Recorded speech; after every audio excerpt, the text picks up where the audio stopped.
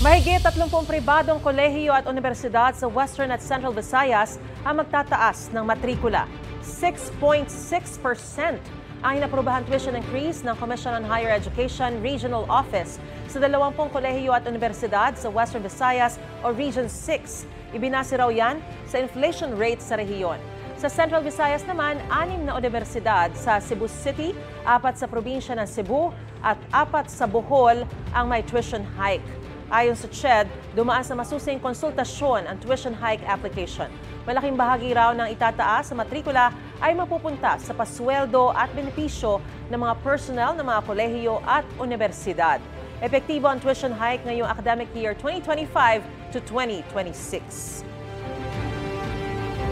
Igan, mauna ka sa mga balita, mag-subscribe na sa GMA Integrated News sa YouTube para sa iba't ibang ulat sa ating bansa.